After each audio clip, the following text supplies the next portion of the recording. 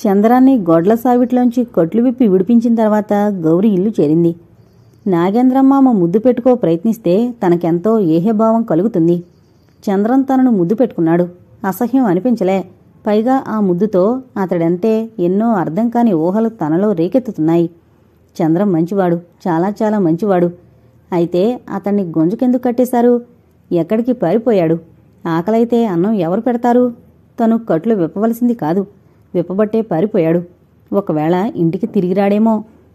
అలాంటి ఆలోచనల్లో తలమునకలై ఉన్న గౌరికి వంటింట్లో ఏదో అలికిడైనట్టు తోచి అటుకేసి మెల్లగా నడిచింది.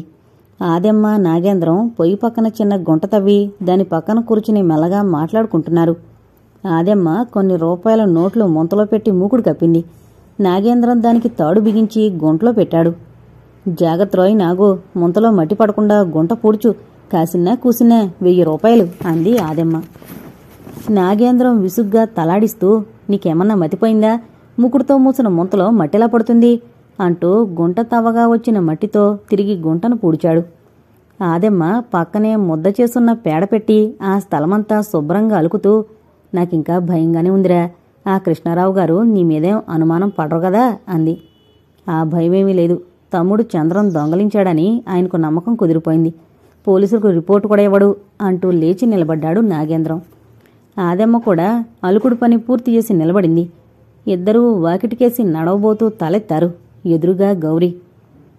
ఎంతసేపు నుంచి ఇక్కడున్నావే అన్నారిద్దరూ ఆశ్చర్యంగా, భయంగా. చాలాసేపు నుంచి, మీరు చేసింది కూడా చూశాను అంది గౌరీ తొణక్కుండా. ఆ జవాబుతో ఆదెమ్మ గతుక్కుమంది. నాగేంద్రం గౌరిని సమీపించి తలమీద చిన్నగా మొడుతూ, ఇదంతా నీకోసమేనే పిల్ల అన్నాడు. నాకోసమా? ఛీ, మీకు భయం లేదు, సిగ్గులేదు? మీ దొంగతనం సంగతి కృష్ణారావు గారితో ఇప్పుడే చెప్పేస్తాను అంటూ గౌరీ గిరుక్కున వెనుతిరిగింది. నాగేంద్రం కళ్ళు చింతనిప్పులయ్యాయి. వాడు కోపంగా గౌరీ జడ పట్టుకుని వెనక్కు లాగాడు. నా జడ వదులు, నువ్వు చంపినా కోసినా నేను నిజం చెప్పకుండా ఊరుకోను అంటూ గౌరీ పెనుగులాడింది. నాగేంద్రం రౌద్రమూర్తి అయిపోయి గౌరీ జడ పట్టుకుని కింద కొంచి వీపు మీద దబీ దబీమంటూ బలంగా బాదాడు. గౌరీ 1-2 కేకలు పెట్టి స్పృహ తప్పి కింద పడిపోయింది. ఆ స్థితిలో గౌరిని చూడగానే నాగేంద్రం కోపమంతా జాలిగా మారింది. అతడు తల వంచుకుని వీధివాకిల దగ్గరకు వెళ్ళిపోయాడు. కాసేపటికి గౌరి కళ్ళు తెరిచింది. పక్కనే కూర్చుని ఆదెమ్మ కళ్ళనీళ్లు పెట్టుకోవడం ఆమెకు కనిపించింది. గౌరికి తను ఆదెమ్మను, నాగేంద్రాన్ని ఎదిరించడం పొరపాటన్న భావం కలిగింది. ఆ వెంటనే మారు మాట్లాడకుండా పోయి గోడ మూలన్న మంచం లాక్కొని పడుకుంది. ఆ రాత్రి ఆదెమ్మ, నాగేంద్రం ఎంత బతిమాలినా గౌరి అన్నం తినలేదు. ఒక రాత్రివేళ గౌరికి మెలకు వచ్చింది. ఆదెమ్మ, నాగేంద్రం ఘర్షణ పడుతున్నారు. అదంటే నీకొక్కదానికే ప్రేమనుకోకు, కొట్టినందుకు నాకు బాధగానే ఉంది. ఏం చేసేది, ఒట్టి మొండిగటం అన్నాడు నాగేంద్రం. మొండో నండో, చాలా నీతిగల పిల్ల. మనం చేసే పాడు పనులు దానికి నచ్చవు. అది పుట్టిన వంశం గొప్పదై ఉండాలి అంది ఆదెమ్మ. ఏం గొప్ప, దొరికిన పిల్లలందరినీ అమ్మినట్లే దాన్ని అమ్మేస్తే ఏ చిక్కు రాకపోను అన్నాడు నాగేంద్రం విసుగ్గా. అది నిజమేరా, ఎంతమంది పిల్లల్ని తల్లుల నుంచి వేరుచేసి అమ్మాం కాదు. ఈ పిల్లని ఇక్కడికి తెచ్చిన క్షణం నుంచి నాకు దీని తల్లి మనసులో మెదులుతుందనుకో. మనం దీన్ని బెంచి మీద నుంచి లాగి భుజాన వేసుకుని రైలుపేటలో జొరబడుతుంటే పాపం ఆ తల్లి నిలువుగుడ్లేసి మనకేసి చూస్తూ పెద్ద కేకేదో పెట్టి ఉండేలు దెబ్బతిన్న పెట్లా కింద పడిపోవడం నాకు కనిపించింది అంది ఆదెమ్మ బొంగురుపోయిన గొంతుతో. ఆ కేకేదో నువ్వు రైలు రథలో విన్నావన్నమాట. అది సరేగాని ఆదెమ్మక్క, ఈ గౌరంటే నీకు ఎప్పటినుంచి ఇంత ఇష్టం పుట్టుకొచ్చింది? మాట వరసకంటాను, ఇప్పుడు దానికొచ్చిన కష్టమేమిటి అన్నాడు నాగేంద్ర. కష్టం ఏముందిలే. అరే నాగేంద్రం, నాదొక కోరికరా. ఎవరైనా మంచి కుర్రాన్ని చూసి గౌరికి ముడిపెట్టాలనుంది. దానికి ఏ కుర్రాన్నో తెచ్చి పెళ్లి చేస్తావా అంటూ ఎగిరిపడ్డాడు నాగేంద్రం. దాన్ని నా పెళ్లం కాకుండా ఎవరూ ఆపలేరు. నీ ఒట్టు కుట్రముండవని నాకేనాడూ తెలుసు. అది అప్పుడెంత చిన్నపిల్లయితేనే దాన్ని దొంగిలించుకొచ్చిన రోజునే అది నా పెళ్లం అనుకున్నాను. ఛీ, ఏం మాటది? 10 ఏళ్ల పిల్లకు 30 ఏళ్లు నెత్తిమీదకొచ్చిన నీతో పెళ్ళా అంది ఆదెమ్మ కోపంగా. మగాడి విషయంలో వయసేమిటే ఆదమ్మక్క, గౌరి నాది, దాని అందానికి హక్కుదారుని నేను. చూస్తుండు, రేపో మాపో ముహూర్తం చూసి దాని మెళ్ళో పుస్తు కట్టేస్తా. ఆ దెబ్బతో దాని పొగరు అణుగుతుంది, నీ నోరు మూతపడుతుంది అంటూ నాగేంద్రం చెరున మంచం మీద నుంచి లేచి బయటకు వెళ్ళిపోయాడు. ఈ సంభాషణంతా వింటుంటే గౌరికి మతిపోతున్నట్టు అనిపించింది. వీళ్ళు తనకేమీ కాదన్నమాట. తనను తల్లి నుంచి దొంగలించుకొచ్చిన దుర్మార్గులు. ఆదెమ్మ తనకు అమ్మమ్మ కాదు, పరమ దుర్మార్గురాలు. తనను కనిపించిన తల్లిని ఇక ఎన్నటికీ తాను చూడలేకపోవచ్చు. అమ్మ ఎలా ఉంటుంది, నాన్న ఎవరు, ఏం చేస్తుంటాడు, తనది ఏ ఊరు, ఏం కులం? ఇలా ఆలోచిస్తున్న గౌరి కళ్ళ నుంచి అశ్రువులు సతతం ధారగా కారసాగాయి. ఈ దుర్మార్గుడు నాగేంద్రం తనను పెళ్లాడతాడా? నిజమే, వాడు దుష్టుడు, అన్నంత పని చెయ్యొచ్చు. వాడికి దొరకకుండా ఎటైనా పారిపోవాలి. అలా పారిపోగలిగితే ఆ మధ్య తను అమ్మమ్మ, ఛీ అమ్మమ్మ కాదు, ఆదెమ్మ వెంట వెళ్లి చూసిన సినిమాలోలా అమ్మను ఏ ఆసుపత్రిలోనో కలుసుకోవచ్చు. ఇంతకు తను ఎక్కడికి పారిపోయేటట్టు? ఇలా మదన పడుతున్న గౌరి దగ్గరకు ఆదెమ్మొచ్చి నిద్రపోతుందేమో కనుక్కునేందుకు వంగి ముఖంలోకి చూసింది. గౌరీ ఆదెమ్మ జుట్టు పట్టుకుని, మా అమ్మ ఎక్కడుందో చెప్పు, నువ్వు అమ్మమ్మవు కాదు, దెయ్యానివి అంది. అయితే మా మాటలన్నీ విన్నావన్నమాట. సరే, ఇది ఒకందుకు మంచిదే. నేను దెయ్యాన్నే, కానీ నన్ను అసహించుకోకు. నువ్వంటే నాకు కన్న కూతురి మీద ఉన్నంత ప్రేమ అంది ఆదెమ్మ. అంత ప్రేమైతే నన్ను మా అమ్మ దగ్గరకు తీసుకుపోయి అప్పచెప్పు. మా అమ్మకు నాన్నకు చెప్పి నీకు బహుమానం ఇప్పిస్తా అంది గౌరీ బతిమాలుతున్నట్టు.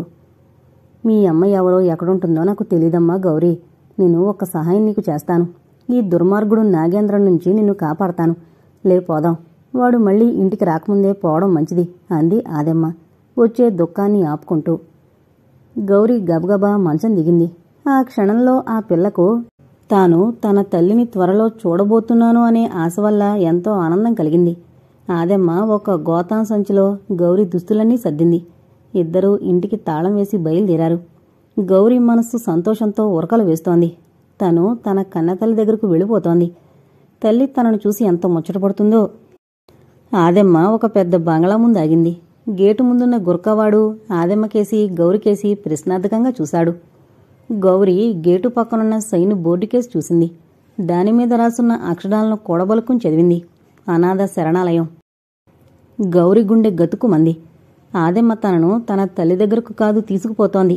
ఈ శరణాలయంలో ఉన్న కొందరు పిల్లలను చూసింది. శరణాలయాన్ని గురించి వాళ్లు వీళ్లు చెప్పుకునే మాటలు కూడా వింది. ఆదెమ్మ తిరిగి తనను మోసం చేసి ఈ బందిఖానాలో పెట్టేందుకు ప్రయత్నిస్తోంది. తను ఆదెమ్మకు అందకుండా పారిపోతే? గౌరీ పారిపోయేందుకు 4 అడుగులు వేసిందో లేదో ఆదెమ్మ గుర్కా కలిసి ఆమెను పట్టుకున్నారు. ఆ తర్వాత విడిపించుకునేందుకు పెనుగులాడుతున్న గౌరీని బంగ్లా వైపుకు లాక్కుపోయారు.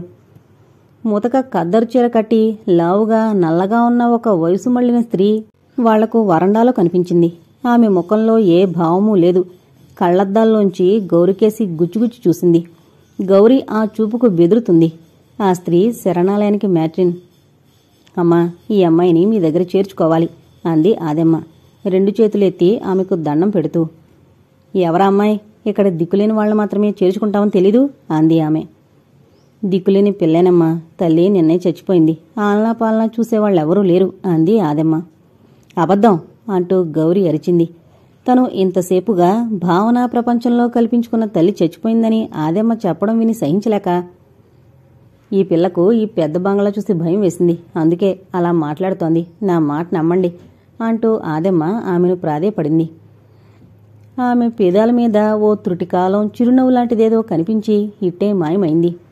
ఓ, ఈ రకం పిల్లల సంగతి నాకు మహా చక్కగా తెలుసు అంటూ ఆమె వెనక్కు తిరిగి లక్ష్మీ లక్ష్మీ అని కేక పెట్టింది. ఆ కేక వింటూనే తలుపులు బార్లా తెరుచుకుని రూపంలో మ్యాట్రిన్కు మేనత్తలా ఉన్న ఆయా బయటకొచ్చి మాట పలుకు లేకుండా గౌరి రెక్క పట్టుకుని ముందుకు లాగింది. గౌరికి భయంతో ముచ్చెమట్లు పోశాయి.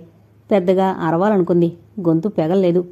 ఆయా ఆమెను ఏయ్ నడు అంటూ బరబరా లోపలికి ఈడ్చుకుపోయింది. ఆదెమ్మ ముఖం పాలిపోయింది.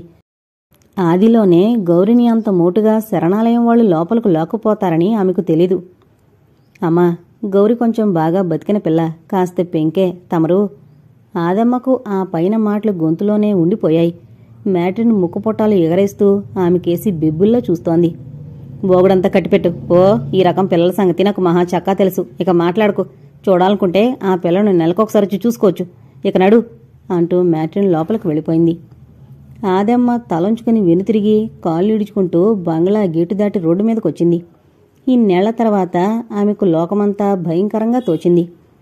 తన జీవితంలో ఏదో పెద్ద వెలితి కనిపించింది. తను ఇక ఇంటికి పోవడం అనవసరం అనుకున్నదామె. జరిగిందేంటో తెలిసిన తర్వాత నాగేంద్రక తనను బ్రతకనివ్వడు.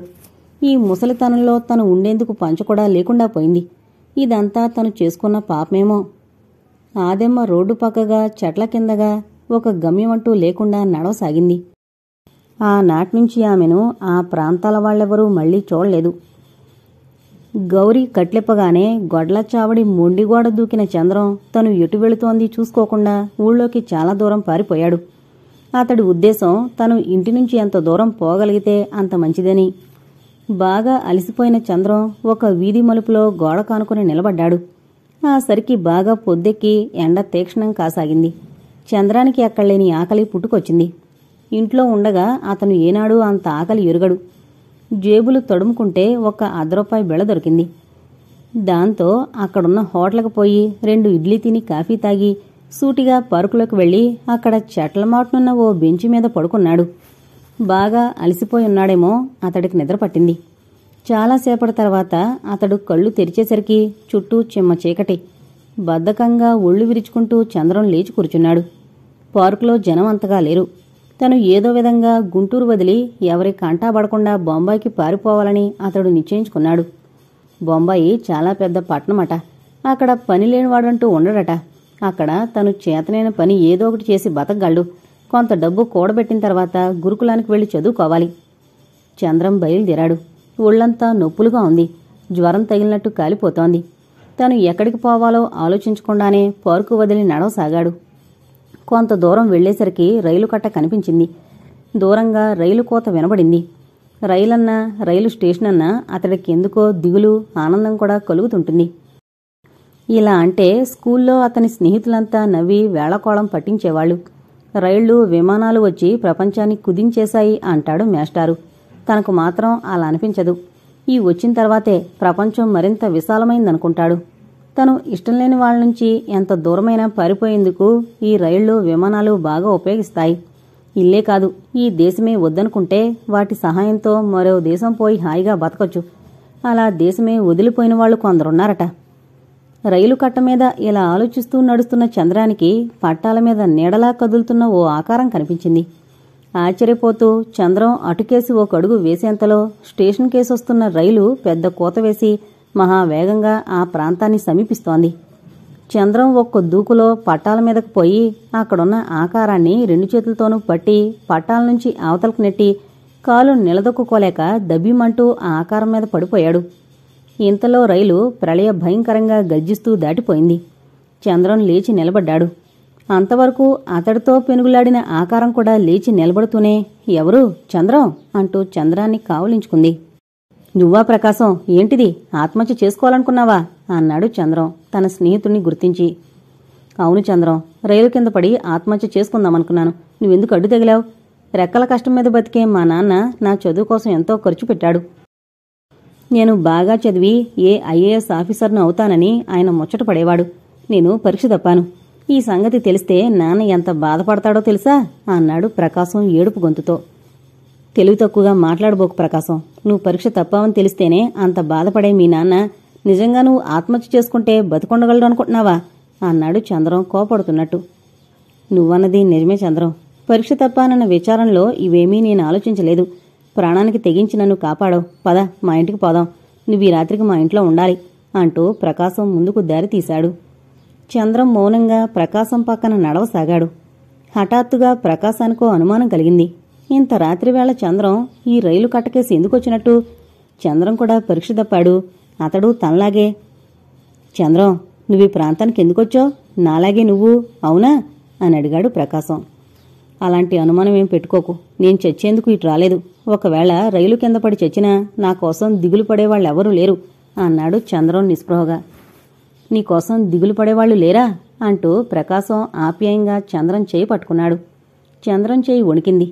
అతడు గద్గద స్వరంతో, అవును ప్రకాశం, ఈ లోకంలో నా కోసం దిగులు పడేవాడివి నువ్వొక్కడ ఉన్నావు అన్నాడు. ఆ తర్వాత ఇద్దరూ మౌనంగా నడిచారు.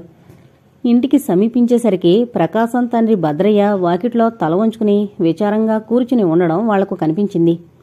వాళ్లు వస్తున్న అలికిడి వింటూనే భద్రయ్య తలెత్తి వాళ్ల కేసి చూసి కొడుకును గుర్తించి, వచ్చావా బాబూ అంటూ పరిగెత్తి వెళ్లి ప్రకాశాన్ని కావలించుకుని, పరీక్ష తప్పినందుకు నువ్వేం అఘాయిత్యం చేసుకున్నావు అని పొద్దట్నుంచి కుమిలిపోతున్నాను. ఇంతసేపు ఎక్కడెక్కడ తిరుగుతున్నావు? చంద్రం, నువ్వు పరీక్ష పాస్ అయ్యావా అంటూ ఆ ఇద్దరినీ ఇంట్లోకి తీసుకుపోయాడు. కొద్దిసేపటి తర్వాత ప్రకాశం, చంద్రం భోజనం చేశారు.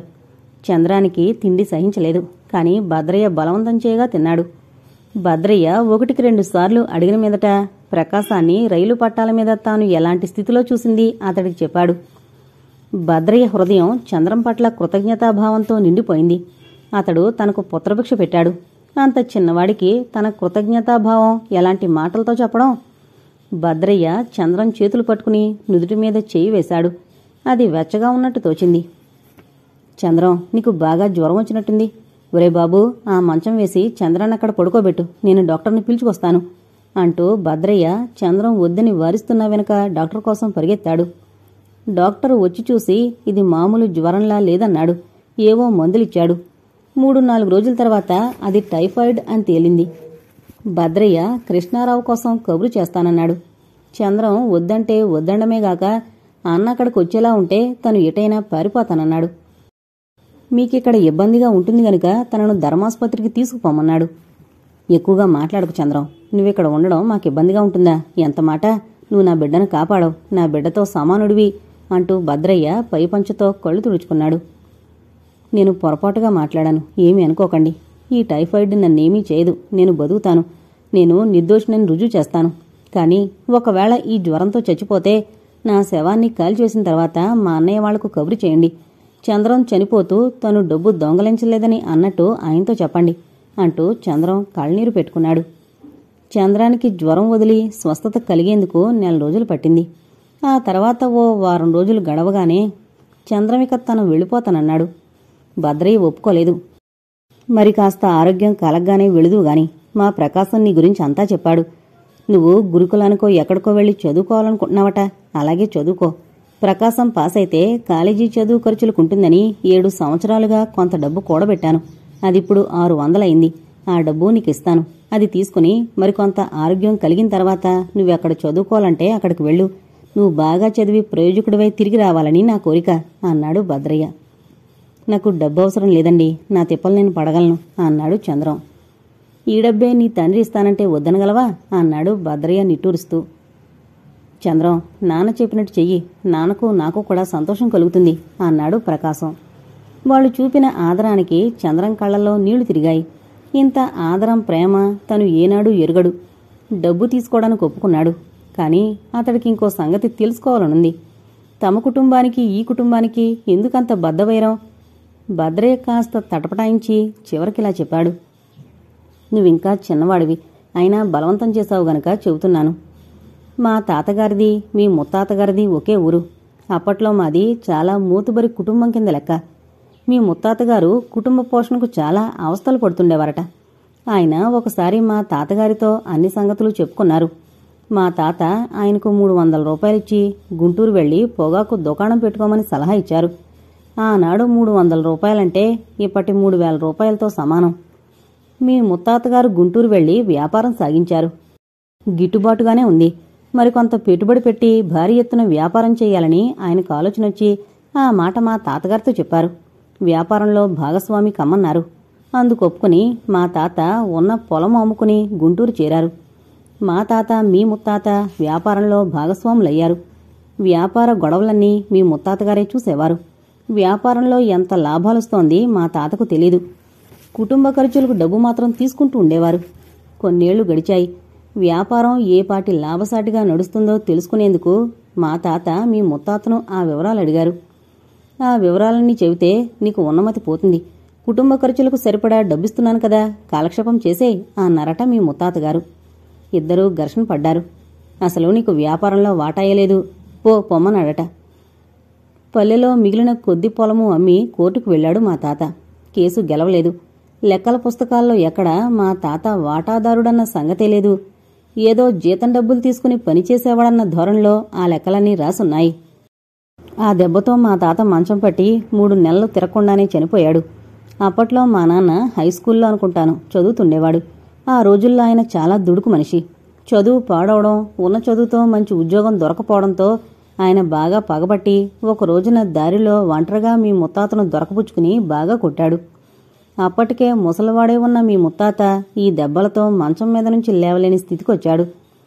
మా నాన్న మీద కోర్టులో కేసు మాత్రం పెట్టలేదు. కదిలిస్తే డొంకంతా కదిలి తన పాత మోసాలన్నీ మళ్లీ కోర్టుకెక్కుతాయని భయపడుంటాడు. ఏదైతేనేం ఆనాటి నుంచి మీ కుటుంబం మా కుటుంబం బద్ధశత్రువులైపోయారు. మా నాన్న ఎక్కడైనా సరైన ఉద్యోగం దొరక్క గోతాల మిల్లులో కూలి పని కుదిరాడు. ఆయన వారసత్వమే నాకు వచ్చింది. ఎలాగో కాలక్షేపం చేస్తున్నాను. చిన్నప్పుడే తల్లిని పోగొట్టుకున్న ప్రకాశం మీదే నా ఆశలన్నీ. ఈ సంవత్సరం పరీక్ష తప్పాడని నాకేం కోపం లేదు. మరో సంవత్సరం చదివి పాస్ అవుతాడు. నువ్వు ప్రకాశం స్నేహితులు కావడం నాకెంతో సంతోషంగా ఉంది. వాణ్ణి రైలు కింద పడకుండా కాపాడి మా వంశాన్ని నిలబెట్టావు. ఒకప్పుడు మీ కుటుంబమే మా కుటుంబానికి రుణపడి ఉంది అనుకునేవాణ్ణి. ఇప్పుడు మేమే మీకెంతో రుణపడున్నాం. మీ రుణం రూపాయలు అణాల్లో తీర్చగలిగింది కాదు. భద్రే చెప్పిందంతా శ్రద్ధగా విన్న చంద్రానికి తన కుటుంబం ఎంత నీచానికి ఒడిగట్టి ఈనాడు ఇంత ధనాన్ని కూడబెట్టిందో అర్థమైంది. కూలి చేసుకుని పొట్ట పోసుకునే భద్రయ్య ముందు తను తనన్న ఎంతో అలుపులు. భద్రయ్య దారిద్ర్యానికి తమ కుటుంబమే కారణం. కాని ఈనాడు ఆ భద్రయ్యే తన చదువు కోసం డబ్బిస్తున్నాడు. చంద్రం హృదయంలో భద్రయ్య మీద కృతజ్ఞతాభావం పొంగి పొర్లింది. అతడు మైకం కమ్మిన వాళ్లా లేచి భద్రయ్య కాళ్ల మీద పడిపోయాడు. భద్రయ్య అతన్ని ఎంతో ఆప్యాయతతో పైకెత్తి గుండెలకు హత్తుకున్నాడు. 8 సంవత్సరాల కాలం ఇట్టే గడిచిపోయింది. సంఘ జీవితంలో చెప్పలేం కాని వ్యక్తి జీవితంలో ఎన్నో మార్పులు కలగడానికి 8 సంవత్సరాలు చాలు.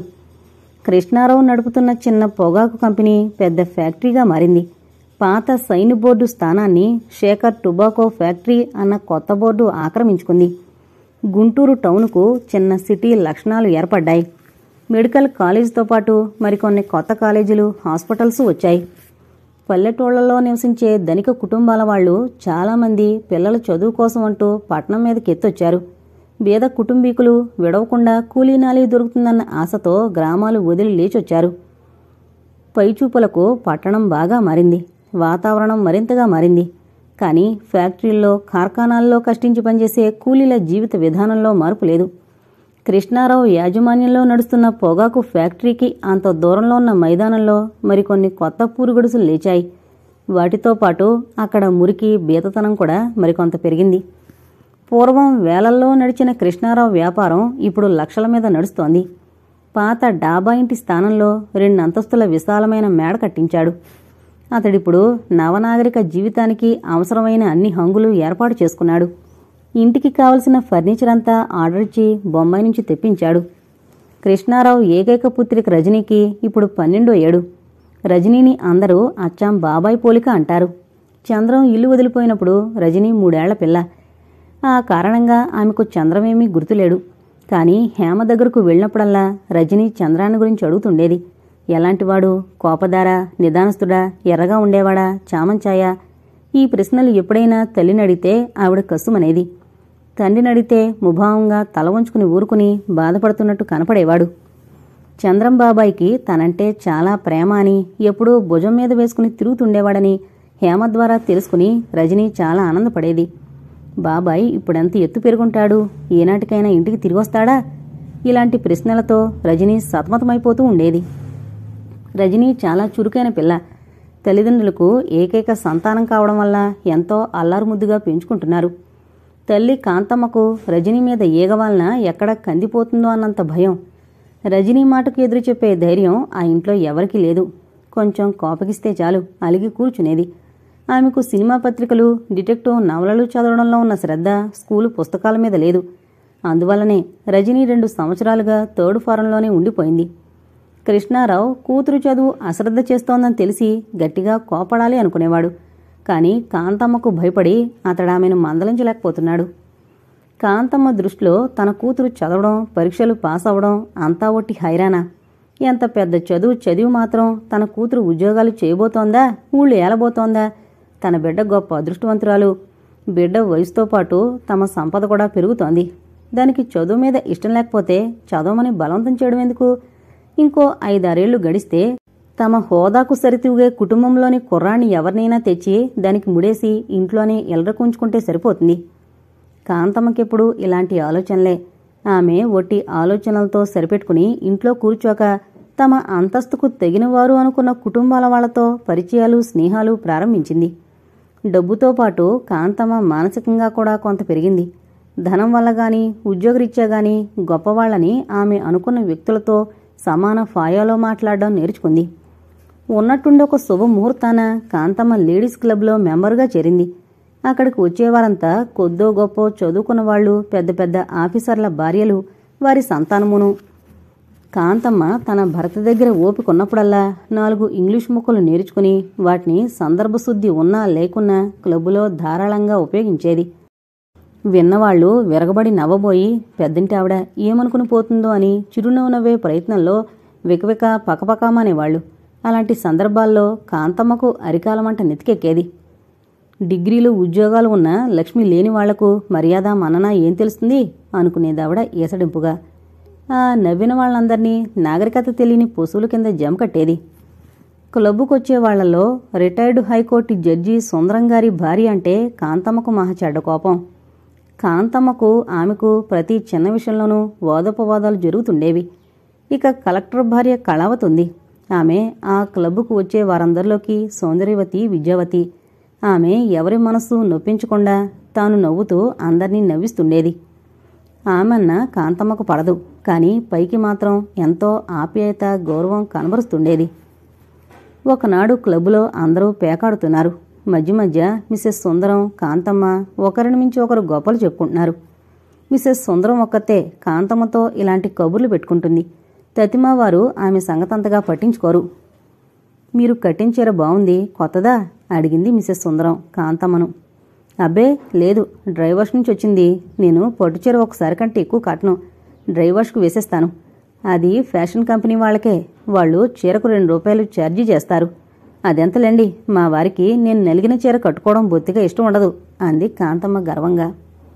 మీ వారేనయం, మా వారు వాషుకు వేసిన చీర కట్టుకుంటే కోపడతారు. అందుకని కొత్త చీర ఒకేసారి కట్టి దాన్ని అలా మా పనిపిల్లకిచ్చేస్తాను. అది ఆ చీరల్ని డ్రైవాష్కు వేసుగాని మరీ కట్టుకోదు. అది ఇప్పుడిప్పుడే కాస్త బడాయి నేరుస్తున్న పిల్లలండి అంది మిసెస్ సుందరం వచ్చే నవ్వు ఆపుకుంటూ. ఆ మాటలు విన్నవాళ్ళందరూ గొల్లుమన్నారు. కాంతమ్మకు ఒంటిమీద తేళ్లు జెరులు పాకినట్టయింది. ఒకే మోతాదులో ఇంత అవమానాన్ని ఏనాడు మింగవలసి రాలేదు. ఆనాటితో ఆమె క్లబ్బు చాయలకేసి పోవడం మానుకుంది. కాంతమ్మను గృహ సమస్యలు కూడా కొన్ని బాధించసాగాయి. ఆదాయం పెరగడంతో ఆ అంతస్తుకు తగినట్టు బ్రతుకుదామని కాంతమ్మ ఇంట్లో నౌకర్లను, చాకర్లను కొందరిని చేర్చింది. తిండి 20-25 రూపాయల నెల జీతాలకు వచ్చిన వాళ్లు అవకాశం దొరికితే ఎన్నెన్ని దొంగతనాలు చేయగలరో ఆమె ఆలోచించుకుని బెదిరిపోతుండేది. ఈ నౌకర్లలో ఒక్కరిని నమ్మడానికి లేదు. వంటవాడు కాస్త సందు దొరికితే పాలు పెరుగు మెక్కేయడమేగాక కూర నార అలగా వాళ్ళందరికీ పనిచేస్తాడు. ఇల్లుడిచే పిల్ల, పక్కలు పరిచే ముసల్ది వీళ్లను అసలు ఆదమరిచి ఉండేందుకే లేదు.